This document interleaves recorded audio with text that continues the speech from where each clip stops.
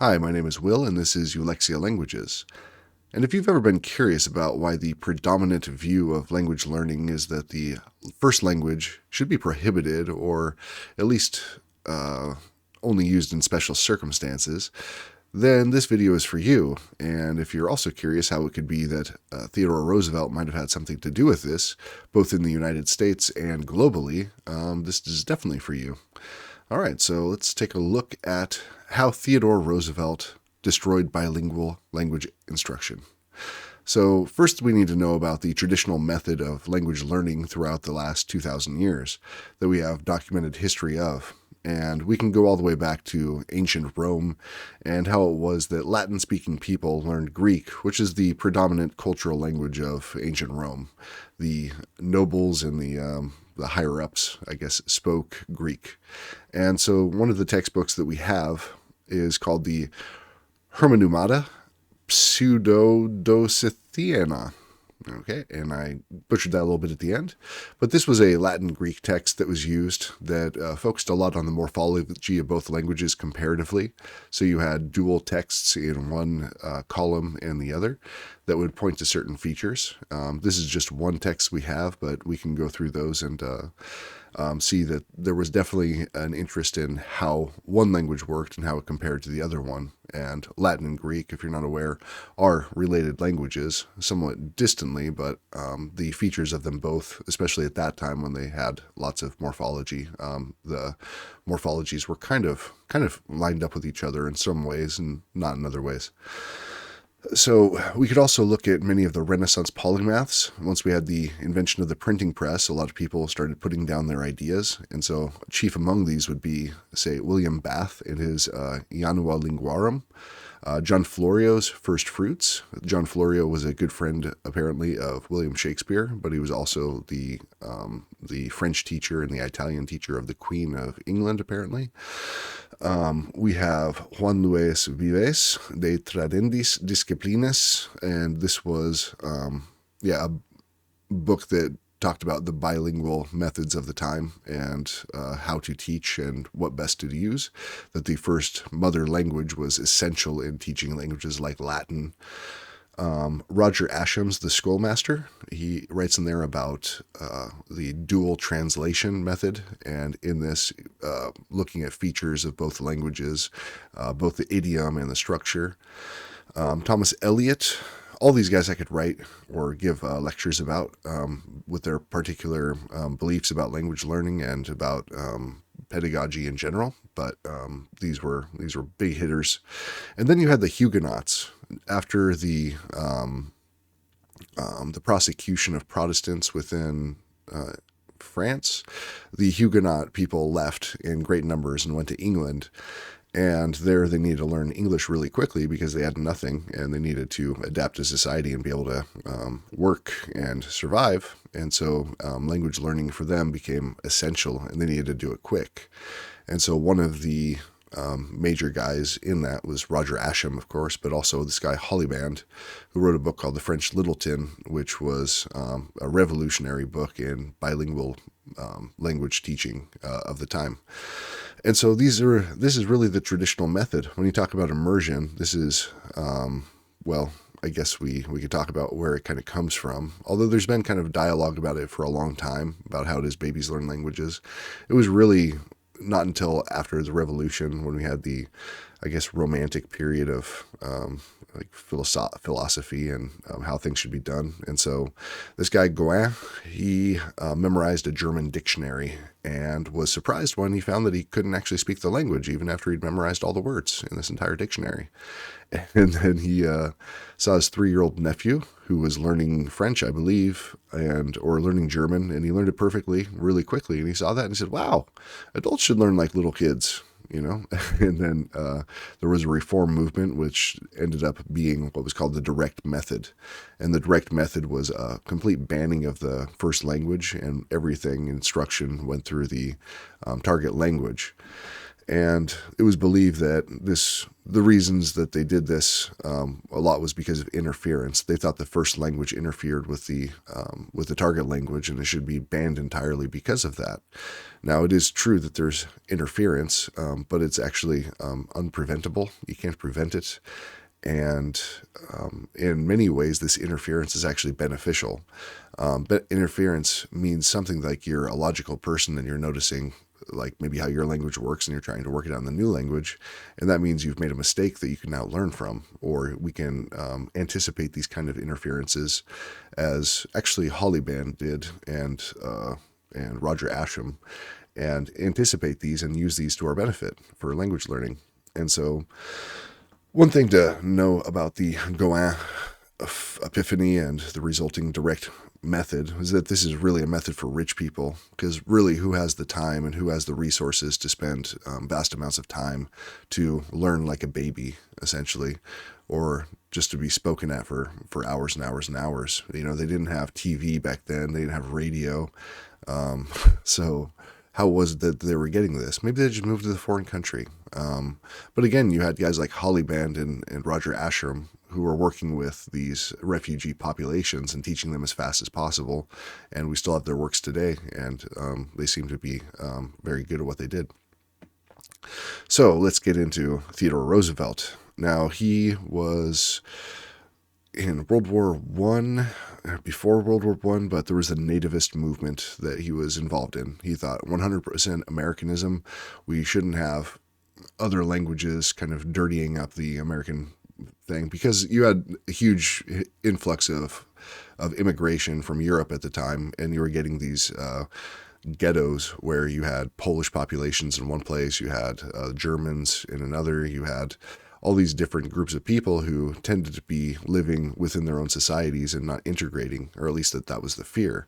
And so Roosevelt said, no, well, we need to make policies to where English is the language of our country.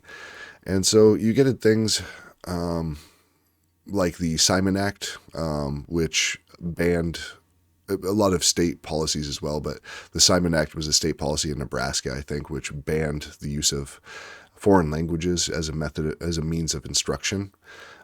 So there were state policies, and then there was the English only. So you had like the German school in Pennsylvania, or German schools in Pennsylvania that were very successful at getting German population kids to start speaking English with their bilingual methods, as well Polish community within Chicago. But the use of other languages as medium was banned. And so along with this came the purge of the expert bilingual language instructors. So it used to be that you had, say, a Polish teacher who would work with a class of entirely Polish speakers, and he would be a scholar who'd been working at this his entire life, and he was an expert in both languages. And not only that, but the greater art, I guess, of teaching English to the Polish speaker. And so he's highly specialized and highly effective. And when they put in these policies, they said that nobody can teach English anymore unless they can prove that, they have perfect pronunciation. And so these teachers were en masse fired, and also that they had to be citizens and other policies like that. So they were purged, and you can imagine this wasn't just the Polish, but you had the Russians, you had the Germans, the Greeks, and all the different populations, and that was the way that was traditionally learned, because you'd learn better from somebody who understands your linguistic background. And so when these expert bilingual language instructors were banned, there was also the banning of the ghettoized classrooms. So the classroom of the Polish, or the classroom of the Czech, the classroom of the Greek and the Russian and the German. And instead of that, you got these integrated classrooms where you had people from all sorts of different language backgrounds. And because nobody could focus on every one language that people spoke, the de facto method just became immersion. And literally anybody could teach this. Just anybody who spoke English natively would be the new ideal teacher for this state. And along with that, you got rid of all the different textbooks that need to be written for each population that was designed specifically for them to utilize their knowledge of their mother tongue to learn the foreign language. And so the cost of printing these books was lessened immensely. The textbook publishers were able to make a lot of money, because instead of publishing, say, 50 different books for a population of 1 million, you could write a one book for everybody and give it to like millions of people. All right. So the one size fits all textbook. And then you also had no more teacher training, no specialization, just literally anybody could do it. And on top of that, it didn't work very well. So you had lifelong clients. So you can think of how beneficial this would be to the language schools, that instead of having, students come in and become proficient and leaving, you could have a kind of a population who's stuck coming to your classes week after week after week and not really improving, but not really having any other way to get better. And so the textbooks were cheap and the instructors were very cheap to pay. So a very different kind of market. And this method caught the eye of everybody. And so this method of teaching was transplanted all over the world. Essentially, Berlitz, and they're like French through French. Then you have the Alliance Française, this idea was very big there.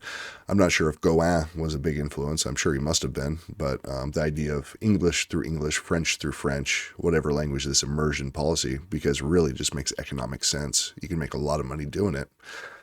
And that's the primary method that we use today in modern language schools, at least the ones I worked at. And there was a ban on teachers speaking when I taught in China. Teachers weren't allowed to speak Chinese. And so I remember teaching these kids for months, like, this is my pen, this is your pen. And they just kind of copy what I said. But if I could have just used Chinese very quickly, I could have explained, my and your. It's very easy to talk about that in Chinese. And I could have moved on. But instead, no, they have to immerse themselves and, learn through osmosis, essentially. So along with this, we had, the financial interests of the textbook companies, the teachers and everything else, as well as the politics. But then you really got, I'll call this slide the useful idiot. And of course, I'm talking about Stephen Krashen. So Krashen's hypothesis, the input hypothesis, I think I spelled wrong, and his monitor theory legitimized these methods. All right. So his unfalsifiable theories of language acquisition, like language acquisition. They talk about second language acquisition, and that's very different than second language learning. All right. So, or like second language instruction, because acquisition is the idea that children acquire languages and so can adults. But in fact, I think I can show pretty convincingly that that's not actually the case.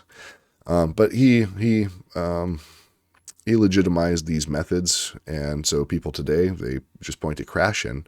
And so people like C.J. Dotson, Wolfgang Butzkum, and other bilingual advocates are really unheard of. When I went to college, I'd seen Michel Thomas and what he did, and I went to college and wanted to study linguistics. I wanted to figure out what he was doing. And I took second language acquisition. I was so excited, and I found they didn't talk about bilingual methods of instruction at all.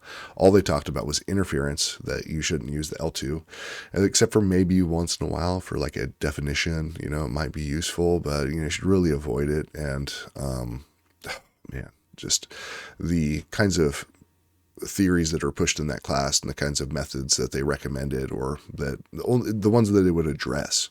So C.J. Dotson was never mentioned. Wolfgang Butzkum. I found these sources by like a miracle, and when I did, I knew it was out there. I knew these ideas couldn't be invisible, but they were certainly invisible in the college classes I went to. Getting my major in linguistics and getting with a special interest in second language acquisition. Unheard of. But Stephen Krashen and his dumb ideas are everywhere. And all the language that we use to talk about second language acquisition is really Krashen. There's some counterexamples. You'd get a guy like Larry Selinker, who I read his book, written with Susan Gass, I believe, about different second language acquisition is the title of the book, but he talks about the different methods of teaching, and he was very skeptical in the language about Krashen's ideas and pointed to some of these inconsistencies and discrepancies as far as scientific method goes. So And so, yeah, so today we have a bunch of teachers going out into the world because they've been trained at these schools and using the natural method, communicative method, the immersive method, all these same like L1 band methods of teaching, and the bilingual methods that have been used historically for 2,000 years are unheard of. And so we have a world of perpetual intermediates.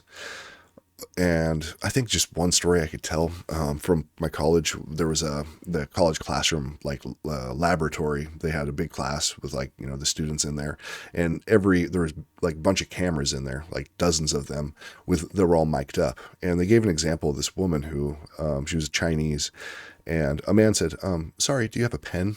And she's like, Shama? Shama? Looking around like she doesn't, what's a pen? Shama? Shama? And so they show that, and then they show a video from 2 years later, the same woman, and somebody else walks up and is like, excuse me, do you have a pen? And she like kind of looks at him, and then and then she reaches into her purse and pulls out a pen and hands it to him. And they showed us this and said, isn't this amazing? Like, after, she's improved and we can see it. And I was just like, what? This woman's been studying for 2 years, and like, you're excited because now she is a passive, like, really bad bilingual, I guess, but she knows what the word pen is, and that's pragmatic speech, which is like baby speech. And so she could hand him a pen. And she probably read his body language too. And maybe she just knew that guy, always forgot his pen. So, this is how Theodore Roosevelt destroyed bilingual language instruction. I'd really be curious if you have any questions, comments, concerns, anything you want to put into the comments section.